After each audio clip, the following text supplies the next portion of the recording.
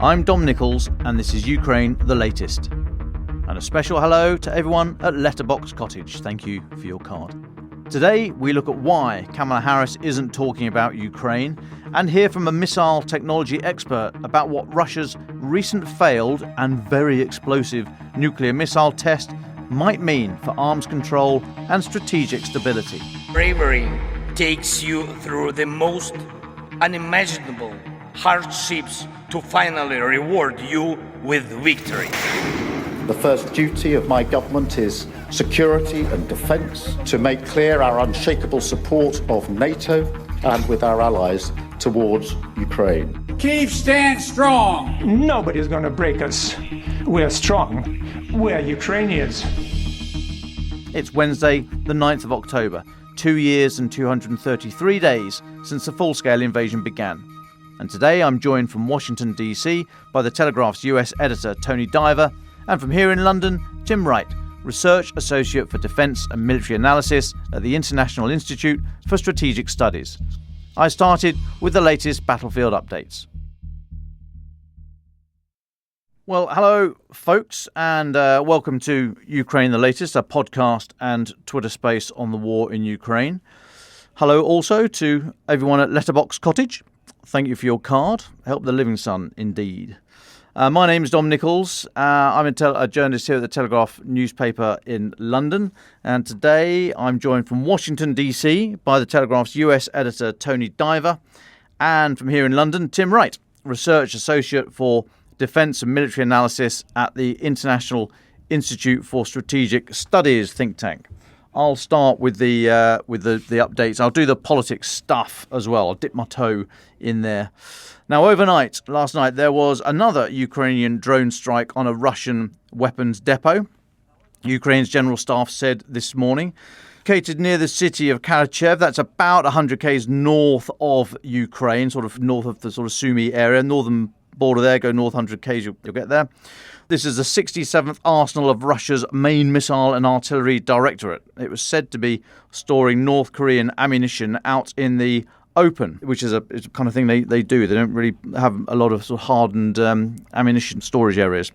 Now, in a post on Telegram, Ukraine's general staff said, according to available information, missiles and artillery weapons, including those that came from North Korea, as well as guided aerial bombs, were stored on the territory of the warehouse. A significant number were located under the open sky. End of the quote there. Now, earlier yesterday, the Telegram channel Astra said a warehouse in the Bryansk Oblast of Russia had been attacked as well, and local residents had reported air raid sirens in the early hours of the morning. Videos accompanying that post by Astra showed multiple explosions coming from the area of a very large fire, and maybe the two are connected. Now, Russia's defense ministry said yesterday that 47 Ukrainian drones had been shot down overnight. Now, that was Monday night. They're speaking yesterday, so they were talking about overnight Monday, Tuesday, including 24 in Bryansk Oblast. Obviously, they said there'd been no damage or casualties, thanks to our friends at the Kyiv Indy for reporting that one. This does continue the pattern of strikes against Russian ammunition dumps. You'll remember there were two enormous blasts a couple of weeks ago, one of which registered 2.7, I think it was, on the Richter scale. It does deny Russia artillery ammunition in particular. There was some suggestion that it has led to a shell shortage at the front, brought the ratio of ammunition that Russia can fire compared to Ukraine down from around 8 or 9 to 1, closer to, I think the last figure I saw was 4 to 5 at the moment. Now then, elsewhere yesterday, continuing another pattern of recent events, which has basically been going on since early August when Ukraine moved into Kursk. The northeast Sumy region was hit multiple times with guided bombs, drones and other military ordnance. Civilians killed and injured there. The local administration there reports 22 attacks across Sumy yesterday. There were other attacks across the country, including in Odessa, which seems to be the focus of a lot of Russian strikes at the moment, the ports down there.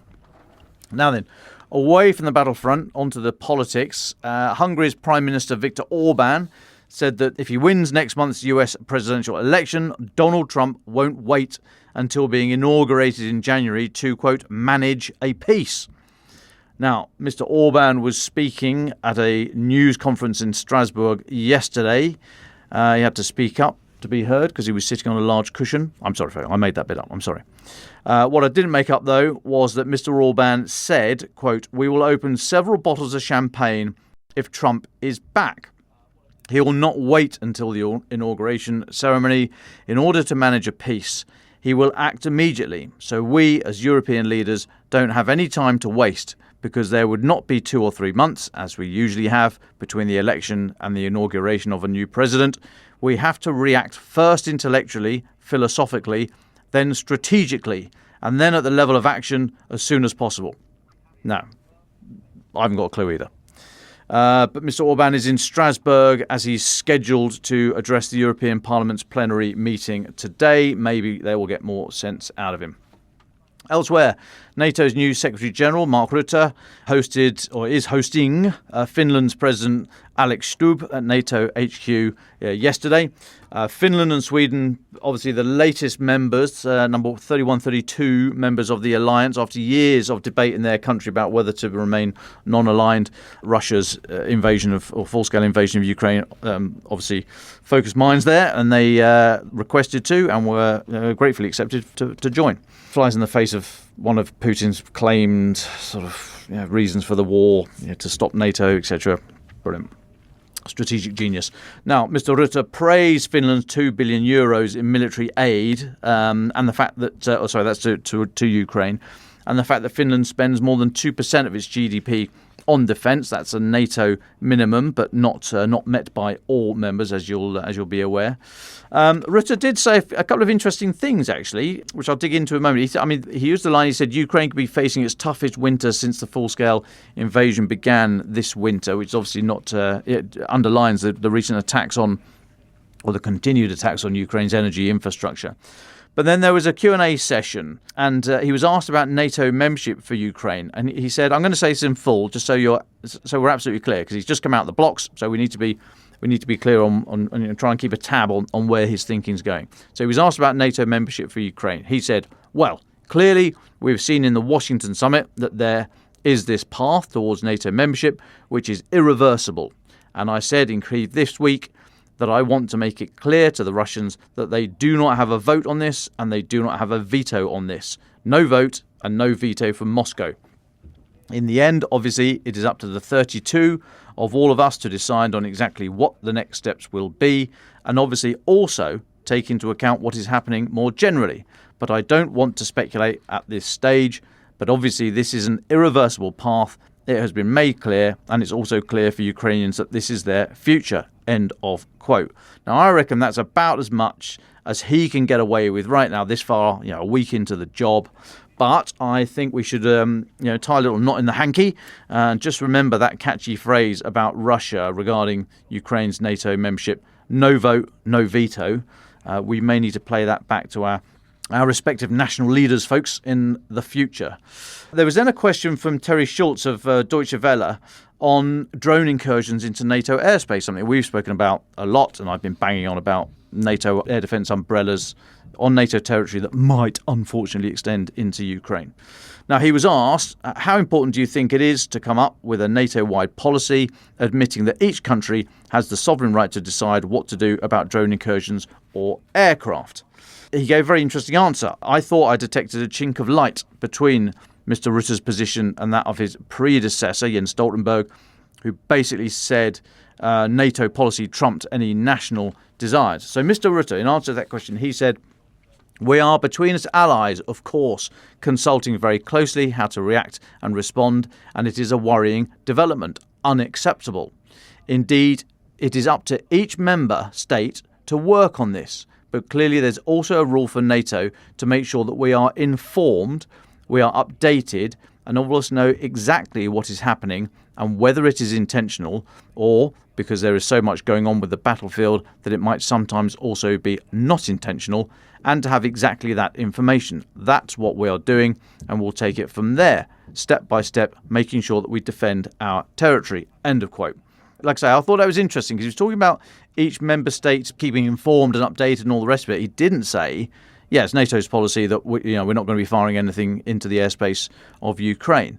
And when he said it's up to each member state to work on this, I don't know if that means work on it as a to push the arguments forward or to do their own thing. But again, we will keep an eye on Mr. Rutte.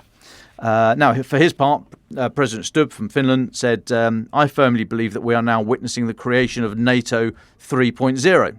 We are back to the original role of NATO as a deterrent and strong military alliance with a threat coming from the east, mainly from Russia.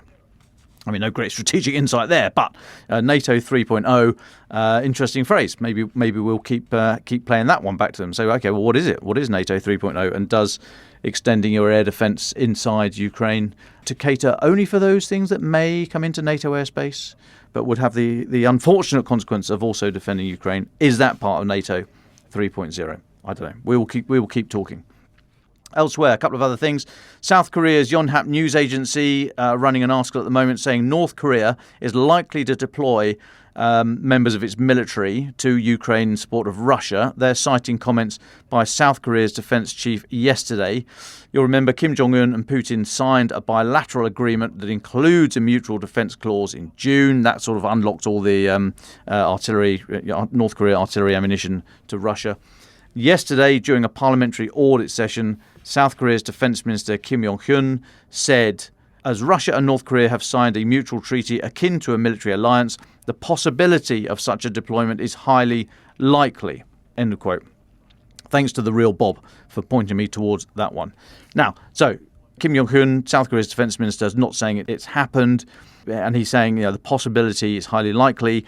So not definitive, but these are, highly likely is a fairly strong word from a defence minister on the record.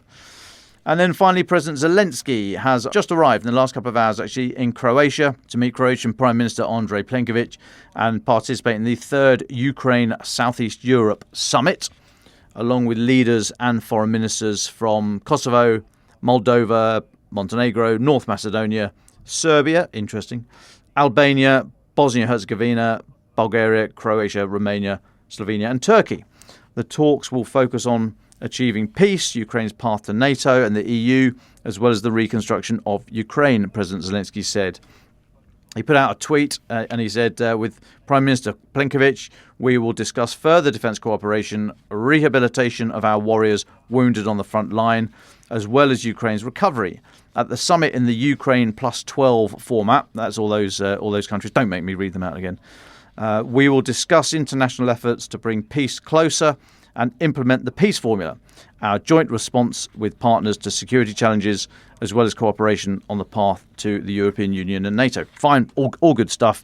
I think it's going to be really interesting to see if there's a joint communique put out at the end, because joint communique will have Serbia's scratch on it as well. Anyway, enough from me.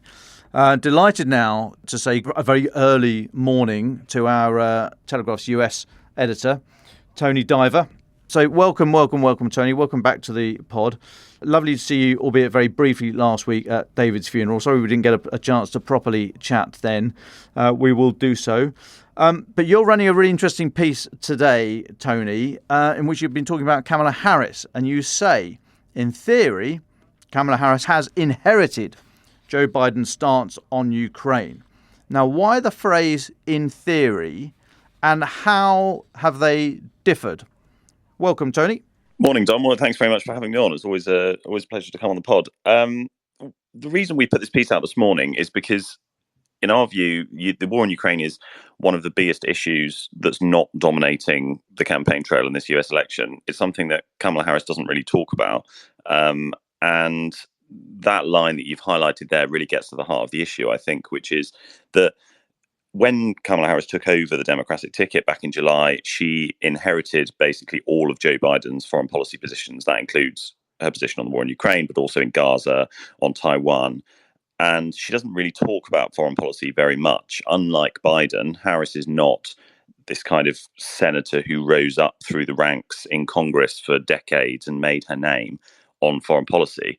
So she said that she's committed to the defense of Ukraine. She said that she would continue aid under her administration if she wins in November. But she doesn't really talk about it as an issue. And earlier this week, she did an interview on CBS, one of her few interviews with mainstream news outlets during this campaign, in which she was asked explicitly whether Ukraine should become a member of NATO. Now, as we know, obviously that was agreed in 2008 at the Bucharest summit. It was talked about again at the Washington summit earlier this year when Biden was leading the US delegation. But she didn't commit to that. What she said was that it would be worked out at a later time. We'll get to that when we come to it, she said. And the moment the West was still focused on defending Ukraine from Russia's military. So it does seem that either she's not as well briefed on foreign policy issues as she perhaps is on some of her favourite subjects, including the economy and abortion and all of the other things that she's campaigning on, or that she genuinely is a bit softer on Ukraine than Biden is. And I think for a lot of Ukrainians that we spoke to in America and to voters who care about the defense of Ukraine, that is quite a troubling element of her campaign. It's not one that gets talked about very much, as we know that US elections are basically about domestic issues and they are at least 50% entirely about the economy. But there is a bigger issue going on behind the scenes here, we think, and it's something that is concerning to these people. So when I say in theory, she's inherited Joe Biden's position, that's because on paper, that is her position. She would continue the administration's policy towards the war. But when she's asked about it, she doesn't seem anywhere near as enthusiastic as Biden or indeed some of the other Democrats, including Tony Blinken, who have been in his cabinet for the last few years. I mean, there was an interesting post by Phillips O'Brien. We spoke to him a couple of weeks ago, and he was saying that actually there is an opportunity, obviously, for Kamala Harris to break with the policy of Joe Biden, and he was suggesting that might be the best that Ukraine can hope for. But she's not made any great suggestions that that's the direction she will head for. I notice on 60 Minutes Overtime on Monday night, when asked which foreign country she considers to be the US's greatest adversary, she first looked a little bit shocked at the question and then said, "I think there's an obvious one in mind, which is Iran." And I thought, Iran? The greatest adversary? Not China? Russia? I mean, it's on the list, but the greatest? It was like she had just accessed the data bank in her brain for recent foreign policy stuff and blurted out the first thing she came across. I mean, how strong, you touched on this in your answer a moment ago, but just generally, how strong do you think she is on foreign policy? Yeah, I thought that was interesting as well. And you're right. I mean, foreign policy is not Kamala Harris's biggest policy area. Is not the thing that she spent most of her career talking about. She's a West Coast politician. She hasn't spent a lot of time in Europe. She hasn't done a lot of visits internationally in the time that she's been vice president. So I think it is one of her weakest points as a candidate. And, you know, Donald Trump spends a long time talking about foreign policy on the campaign trail. He obviously has a very different perspective to her. But I do think that for some voters, and it is a quite fairly small number of voters, foreign policy and defense is the biggest issue in this election. And I don't think either from voters or from the domestic media here in the US, she has received a huge amount of scrutiny, other than on the war in Gaza, which of course is the issue that's still dominating the headlines. And so I think that informed her answer there, where she says that Iran is the greatest threat to the US. What she's thinking about is the war that we see on the front pages every day, the war in Gaza and the wider regional war in the Middle East. She's keen to get across her message that she would try and fix that situation, but the war that's going on in Ukraine, I don't think is her top priority. And if you'll forgive me a shameless plug, Dom, I'm just going to point out that I have just tweeted out this story that we've done, and it comes with a full documentary featuring video interviews with some of the people that I've just mentioned. And so if people want to watch that after they finish listening to the pod, of course, then I've just tweeted it. So go and have a watch and leave your comments. Let me know what you think. But I think this is a topic that people should be talking about more as we reach the conclusion of this election cycle in the next few weeks. Yeah, absolutely. I'm very happy with shameless plugs. May have bumped into one or two of those myself over the years. But no, I mean, you produced a fascinating article there, and in conjunction with our great videographer here, Jack Leather. I mean, it's a lovely piece you put together, very well rounded. I noticed in there you interviewed a chap called James Furman, a 40-year-old voter in Michigan. Even I understand that's a swing state. Now, he said, international doesn't apply to me. Interesting quote. International doesn't apply to me. So in terms of what Harris and Trump are saying on Ukraine, for instance, I care less. Was that a widely held view that you found talking to our cousins over the water? Yeah, I think that is a widely held view among voters. I mean, and to some extent that's understandable, right? If you're not someone who is super engaged in what's going on in Europe and you're facing rising energy bills, rising gas prices, rising grocery prices, you're maybe concerned about reproductive rights. You might be concerned about border security and immigration. Those are all things that have the potential to have a real impact on your life in the here and now. And so I think those are the issues that are dominating this campaign. I think the issue for the Democrats is the kind of argument that Biden has been making since he became president, and certainly since the war began, that this is a real issue for Americans. The emerging threat of Russia, the continued threat of Russia, the threat to Western democracy, the threat to liberal values, and very specifically the threat to Ukraine is an issue which concerns everyone. And I think that is not a particularly widely held view among American voters. And I think that goes some way to explain why Harris doesn't talk about it, because whether or not she is actually a bit softer on Ukraine than Biden is, she knows that it's not a vote winner to talk about it. And in this piece, we've looked at some of the polling, which shows that actually only about a quarter of Americans now think that the US is spending the right amount on military aid in Ukraine. They would rather, in a lot of cases, that money be spent on domestic priorities, on all of the very expensive problems that America has got. So I think even if she does think that it would be a great idea to commit a large amount of the federal budget to Ukraine's defense, and it doesn't seem necessarily that she does think that as strongly as Biden does, it's not really a vote winner to keep talking about it, because people would rather you said that you were going to spend money bringing down prices. Yes, interesting stuff. Just one last one for me, Tony. You're very welcome to hang around. I know it's early for you there, so get another coffee and sit around for final thoughts at the end. And we've got a great guest coming up in a moment.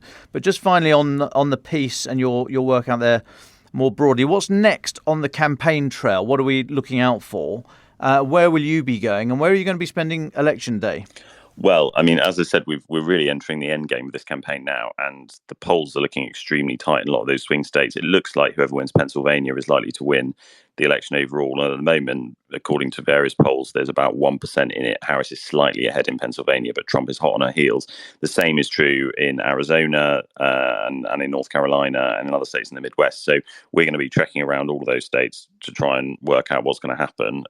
It's always challenging, without stating the obvious, in a country that's this large, to try and balance what people are thinking and which way they might go with some of these bigger issues and things that we think are driving the politics behind the scenes. So yeah, we're going to be covering all of that. As for election night, that's on my to-do list to work out where the best place to go is. Of course, we'll be expecting Kamala Harris and Donald Trump to be delivering speeches on election night, so we'll make sure that we have people there, and perhaps getting out to some of the places that are driving the results. It's a bit difficult at this point to predict where those places are going to be, but wherever they are, we'll be there.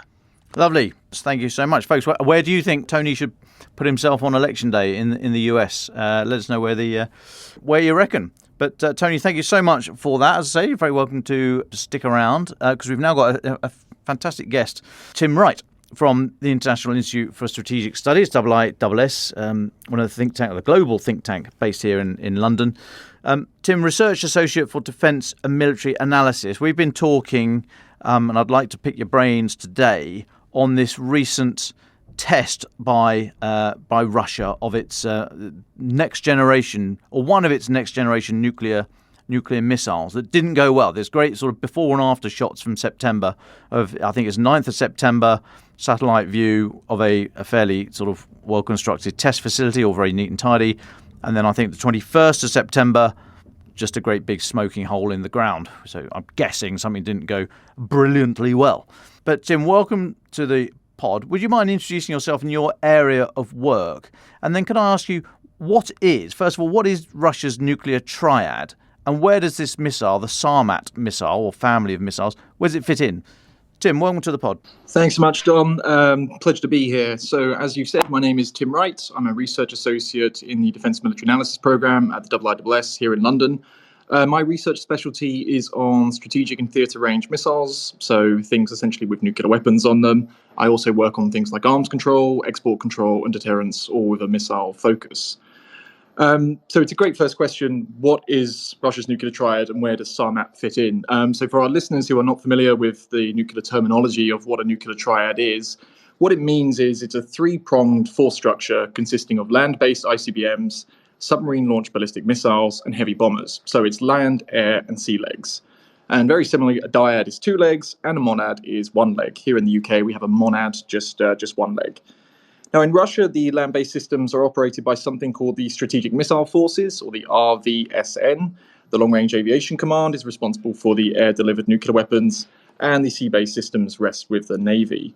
Now, Russia is a land-based power in both conventional and nuclear terms, and the result is that the RVSN gets the lion's share of funding and is the largest of the 3 forces. In the early 2000s, Russia began to modernize its strategic missile forces across all 3 legs of its triad, and it's mostly completed that now. And a key objective of this was to modernize or replace Soviet-era equipment. And so new delivery systems have been introduced into service, and others continue to be in development, and Sarmat is one of those. And just some very key information about the missile. It's a 3-stage liquid-fueled heavy ICBM. It weighs about 200 tons, and it's around 30 meters long. It's designed to be launched from silos, so essentially holes in the ground, probably because it's too long and too heavy to be launched from a mobile launch vehicle like some of Russia's other ICBMs. It utilizes something that's called a cold launch method. This is whereby the missile is pushed out of the silo by compressed gas, after which the engines fire, and then it travels toward its target. So going back to where Sarmat fits into Russia's triad, its development needs to then be seen in the context of this modernization effort that Russia is doing, rather than some sort of Wunderwaffe that's been designed to intimidate the West. Specifically, Sarmat's been developed to replace an ICBM that's already in service with the RVSN called the RS-20 Voyvoda, which is also known in the West as the SS-18 Satan. I'll just call it the SS-18 from now on. That's been in service for a long time, since 1988, and it's nearing the end of its already extended service life. And it's a really important ICBM to Russia because of its really heavy throw weight. And essentially what that means is the number of warheads that it can carry, as well as decoys. The SS-18 can carry up to 14 warheads. It's almost certainly not fitted with that many. Russia has a limited number of how many warheads it can deploy by a bilateral agreement it has with the Americans called the New START Treaty. So each SS-18 probably only has around 5 nuclear warheads per missile, but that's still a lot. If you've got 5 warheads, Russia deploys around 40 SS-18s. That's around 200 nuclear warheads. So it constitutes a pretty large element of Russia's land-based ICBM strike power. But as I said, it's old, and its service life is ending, and Sarmat is being developed to replace it. Russia's already laying the groundwork for this quite literally as well. So 2 missile regiments in southern Russia are being adapted to fit the new Sarmat missile. So the silos are being expanded, new perimeter fences built, and so on. But the problem is that there's been these continued test failures, and that's delaying the deployment of the missile, probably to the frustration of the RVSN. It was meant to be deployed in 2018, and it's already 6 years late. Thank you. Now, I noticed in your piece on the IISS website that you say that neither of the 2 strategic missile developers in Russia have recent experience developing a liquid fuel intercontinental ballistic missile, ICBM. And you say the company that did provide that service to Russia and the Soviet Union before it is based in Ukraine. Now, how big a problem is that for Russia? Yeah, thank you. I mean, this was a really big challenge for the development and maintenance of Russia's ICBMs in the 1990s and 2000s, but it's becoming less of an obstacle now. After the dissolution of the Soviet Union, Russia found that most of the plants that were needed to maintain and develop its ICBMs were located outside of the new country's borders. Lots of them were in Ukraine, as has been mentioned. So just as an example, it was the Yuzhmash complex in eastern Ukraine, which was the largest and most important development center for ICBMs. Another plant in Ukraine produced 90% of ICBM guidance systems. And there's another one that created the permissive action links, which essentially is the security device to prevent unauthorized launches and detonation of nuclear weapons, also in Ukraine. So there was a lot that was outside of Russia's territory. And it's not just the plants and machinery, it's the people too. Of course, some of these folks are Russian, but lots of them were Ukrainian. So there was a huge dispersal of knowledge and machinery, and this affected programs, the development programs and maintenance of Russia's ICBM forces in the 90s and early noughties. For example, there was a Soviet-Russian SLBM known as Bark that was cancelled because the plant was in Ukraine and they just couldn't go ahead with it. And in the late 1990s, 60% of Russia's deployed ICBMs were in service for double the amount of time that they were meant to be. So this has been a huge problem in the past for Russia, but like I say, it's becoming less of a problem now. I mean, Russia does have these production facilities in its country, and it has been trying to reduce its reliance on externals for the past 10 years or so.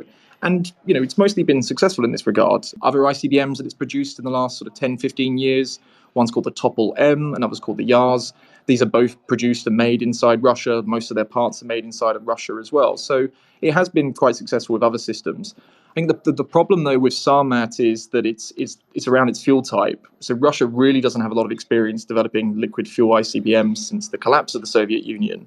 Like I say, most of these design bureaus were in Ukraine. Those people who were working there are either dead or retired, and those plants really aren't going to be operating and making ICBMs anytime soon.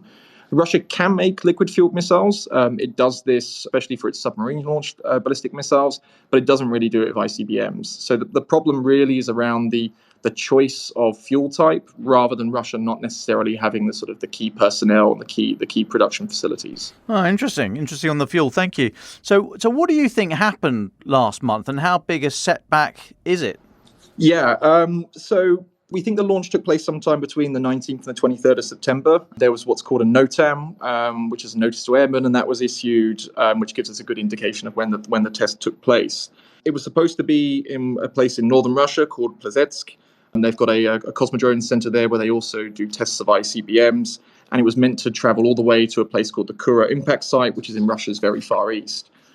Russia almost certainly informed the US of the test. It has a pre-launch identification agreement with Washington. It also has one with China, so it may have informed the Chinese as well. And it may have informed other people through another mechanism called the Hague Code of Conduct. So it wouldn't have come as a complete surprise to the United States, some NATO countries, and other countries as well. But back to the test. This is the fourth publicly known test of Sarmat. There was one successful test in April 2022. There was a confirmed failure in 2023 and a suspected failed one in 2023. But unlike all the others, this one was really catastrophic. You mentioned about satellite imagery earlier on. Maxar, and there's my colleague Joe Dempsey, who's on this call, did some fantastic imagery on a piece that I wrote. And it just shows this gigantic smoking hole in the ground where there was once a silo. It's about 60 meters across. There's massive chunks of concrete that have probably from the silo that have been flung across the surrounding area. Buildings have been damaged. The lightning towers, though, are still erect. So it was a really, really huge explosion. But we don't really know what the exact cause of the failure. There's definitely a couple of sort of sensible arguments, though. We think probably because the missile, where the silo has been so badly damaged, the missile probably blew up in the silo. So what could have maybe happened is that after the missile got sort of popped out of the silo, that its engines just didn't turn on and it just fell back inside and exploded. Otherwise, its engine may have started for a second or two and then failed and then again falls back inside or very close to it and explodes. Or it may be that the test, for whatever reason, was cancelled and they then tried to defuel the missile. Liquid fuel was really corrosive and also very, very flammable. It may have been that something set the fuel off and then it blew up. But, it certainly blew up. So, yeah, like I say, very big hole in the ground. The ramifications for this, there's an immediate one, which is just the silo in which it was tested in has, been destroyed. The problem is that there isn't really another available silo which the Russians can use to do another Sarmat test. There is another silo at Plesetsk, but the one which they were using for the test was specially adapted to fit Sarmat because it's so massive. They can't use the other one, it's too small, and the other one that they've got is a hole in the ground. So there's an immediate problem there. So that's going to set the program back even further.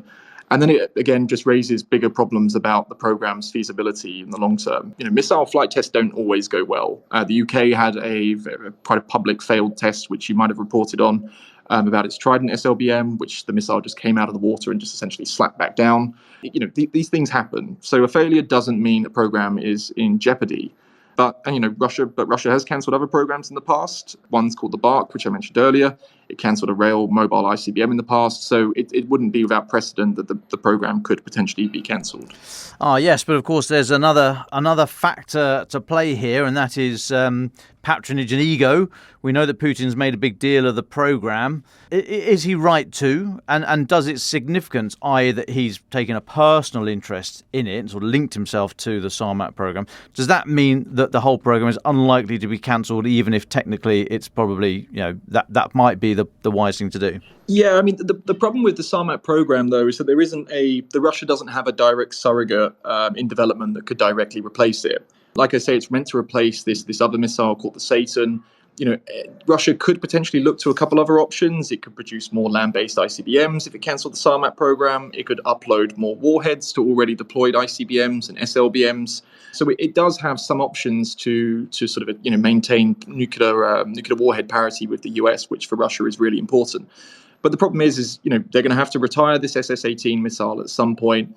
If they cancel SARMAT, they're going to then have to look for other options to sort of replace it. And like I say, there's no direct replacement.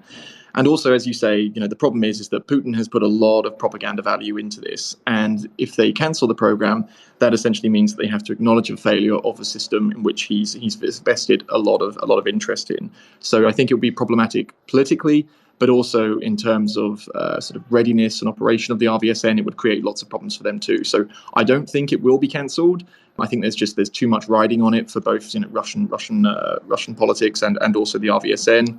But there may be some people getting fired or reshuffled around afterwards. Yes, indeed. Now, you mentioned warhead parity there and said that's very important to Russia to have parity with the United States. How do we know now? Where are we with the verification program and any arms control treaties? Are we moving in the right direction, or is it, with the whole INF treaty, the Intermediate Nuclear Forces Treaty program being sort of ignored now? I think you'll know. Please explain much better than me. But where are we on the arms control programs, and how do we know the numbers that each has? If it's important for Russia to have warhead parity, how do they know? Yeah, that's a really great question. So the arms control treaty that maintains sort of constricts the number of warheads that Russia and the US have is called New START. That's been suspended since February 2023.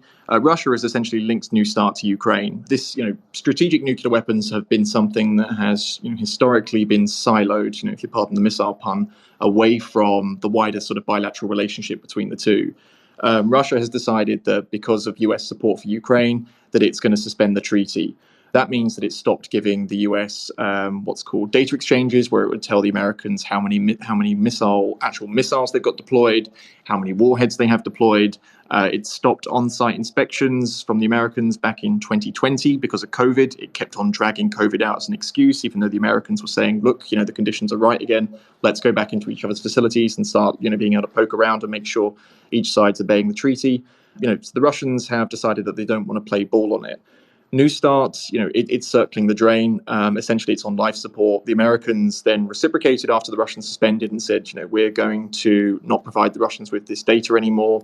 So right now, it's in a really bad place. When Biden came into office, he said that he wanted to, the first thing he did was one of the first things he did was extend New START, because the Trump administration, they wanted to get a new arms control treaty that would include China. The Chinese didn't bite.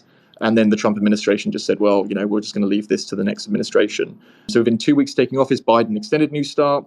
And then he afterwards immediately said, and Blinken said, we want to do a new treaty with the Russians that's going to include their strategic nuclear weapons, but also their non-strategic ones, which are typically sort of shorter range, lower yield weapons. These are the weapons that, pop up in discussions around, will Russia use nuclear weapons in Ukraine? That's referring usually to its non-strategic nuclear weapons. So there was some big ambitions about a big new arms control treaty, but Russia's invasion to Ukraine has really put that on hold. I think arms control is going to go into a bit of a dark place for some time. While the Ukraine conflict is carrying on, I can't see there being any sort of coming together between Russia and the United States. And even then afterwards, the ramifications of the war are going to be, long lasting. Will the Americans want to sit around a table with the Russians, especially when they're getting worried about how the Chinese nuclear program is expanding so rapidly? Well, great point. I was going to ask you about the Chinese nuclear program. Are they involved? Are there any similar kind of arms control treaties with China? No, not really. There's some things like confidence building and security measures that are in place.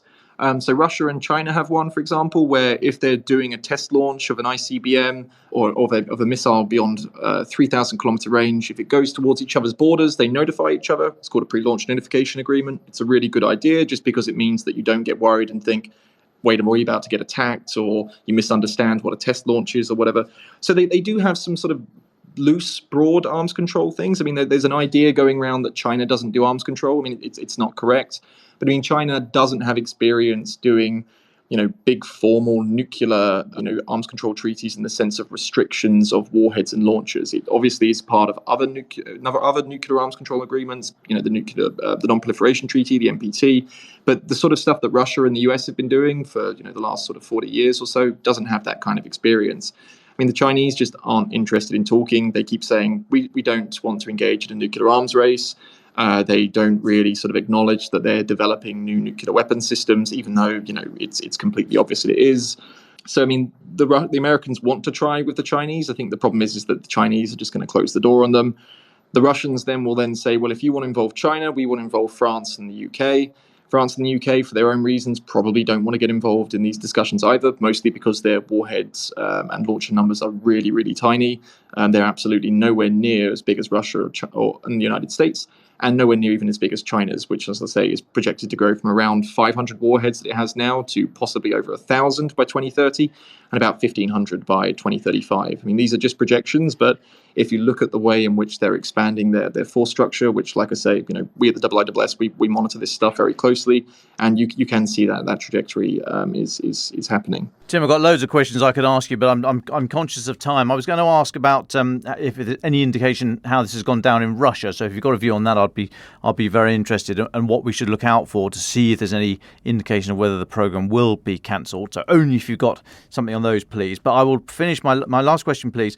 I've often said here that the escalation rhetoric and red lines and all this kind of stuff, all it's done is rip up the Nuclear Non-Proliferation Treaty, I think, because it's very obvious that the whole action, particularly by the Biden administration, but others, about Russia is fear of nukes, and therefore all it says to sort of middle-ranking powers around the world, or any powers, it's like, it doesn't really matter about the size of the conventional forces. As soon as you get your hands on those things, then you're into a whole new ball game about when it comes to aggression and how you're treated. Have I been too glib there? Do you think the Nuclear Non-Proliferation Treaty globally is in a good place, or has generally all the talk of red lines and escalation not done it any favours whatsoever? So just really quickly on Russia and how it's gone down. I mean, it hasn't gone down in Russia because Russia doesn't report on test failures. So, you look at like TASS and Interfax and so on. I mean, there's no news of it whatsoever. I think Dmitry Peskov was asked about it and he just said, I don't have any information whatsoever on this. I mean, they don't acknowledge failures when they'll acknowledge, though, a success. So it's not really gone down in Russia. On NPT, I mean, the agreement's not really in a fantastic place. One of the articles says is that the nuclear weapon state should make constructive steps towards disarmament. The problem is right now is that the tension between the United States and China especially, and then more broadly between NATO and Russia, means that there's going to be a greater reliance on nuclear weapons in the future. And you're dead right on that. One way to offset conventional inferiority is get nukes. North Korea have learnt this lesson really well. And, they look south of the border and they think we can't compete with that. But what we can do, though, is if we have a small arsenal of nuclear weapons, we can threaten the US and we can threaten South Korea. That works. I mean, the US is deterred by the DPRK, even though it probably won't say that it is. There's a saying, will the Americans trade Seattle for Seoul? If DPRK wanted to stir up trouble in the Korean Peninsula, and I don't think they've ever really got to the answer of that question. I think then, with the NPT, I mean, the last conference, it ended without there being a sort of a formal document being issued. There was only one country that torpedoed that. It was Russia. Everyone else decided to come on board with it. It remains to be seen whether I don't think the treaty will sort of collapse, but I think what we will probably see in the future is Russia just continuing to sort of stir up trouble in it, be uncooperative, and push back in sort of common sense areas where previously it would work with the Americans, even if they didn't get on brilliantly. So I think it's probably heading for a little bit of a bumpy future. Yes, indeed. Well, thank you so much, Tim. Lots more we could talk about. We'll definitely chat again if you have the time. But great article. It's on the website, the IISS. Do go and have a look. Tony has had to dash off. He's got a very important day in America, so he's had to dash. So it's just you and me. I'm afraid, Tim. I will start, if I may, please, with final thoughts. I just want to say, folks, that David was laid to rest on Isla on Monday. Church service up there. I didn't attend. We didn't send a team from here. Adley, his partner, and audio producer here, was obviously there, but there was no other sort of formal Telegraph attendance. It was very much a family affair, a church service. Then yesterday he was taken in a hearse alongside the bay in Port Ellen on Islay to the graveyard to the sound of bagpipes. And then at the graveside, the Scottish tradition of eating biscuits and cheese and drinking whiskey was undertaken, and so that happened. The weather from the photographs I've seen was beautiful.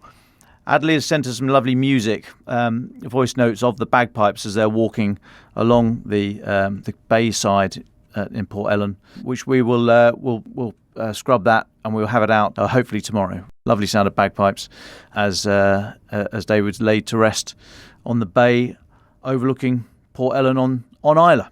And I will go up there very soon and eat biscuits and cheese and drink whiskey. I might tip some of it in the grass just so he can have a tot as well. Right, thanks folks. Thanks for your indulgence there, and thanks for your continued support. We love the cards and everything. Thank you.